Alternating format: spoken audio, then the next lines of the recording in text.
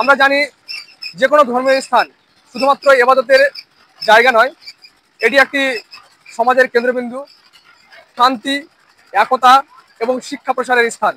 তো এর গুণগত মান বজায় রাখা অত্যন্ত গুরুত্বপূর্ণ। দর্শক, আমি engineer Mohammad Touhiduzzaman, TJ building design and construction পেজের পক্ষ হতে আবারও উপস্থিত হয়েছি আমার একটি চলমান সাইটে। তো দেখতে পাচ্ছেন এখানে কনস্ট্রাকশনের কাজ চলছে। এই জায়গাটা এর আগে তুলে ধরেছিলাম যে আসলে এই জায়গাটা হচ্ছে মালদা জেলার রতুয়া থানার যে ভাদো বটতলা, সেখানে ভাদো বটতলায় রাস্তার ধারে এই মসজিদটি অবস্থিত।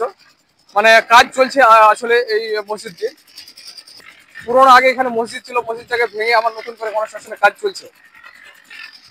তো এর আগে নিচে এখানে কিন্তু এই মসজিদে ডবল টাইমিং এর কাজ হয়েছে, নিচে একটা 1 ফিটের টাইমিং এর কাজ হয়েছিল এবং উপরে দেখতে পাচ্ছেন এখানে একটা 6 ইঞ্চির এখানে টাইমিং এর কাজ হয়েছে।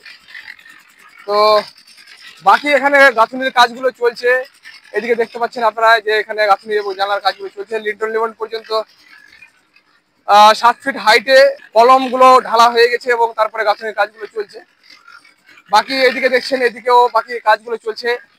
আসলে দেখতে পাচ্ছেন আপনারা যে এই জায়গাটা কতটা বড়। এই পুরো মসজিদ, সিঁড়ি সিঁড়ি দুটো রয়েছে, সবকিছু নিয়ে প্রায় 5200 স্কোয়ার ফিটের মধ্যে এই মসজিদটা তৈরি হচ্ছে। মোটামুটি কাজ যদি ঠিকঠাক চলে তাহলে আর কতদিন মোটামুটি লাগতে পারে, এটা মানে এই ছাদ লেভেল পর্যন্ত এটা আশা করা যায়। সবকিছু 15 দিন মতো, সপ্তাহের মধ্যে হয়ে যাবে, তাই তো।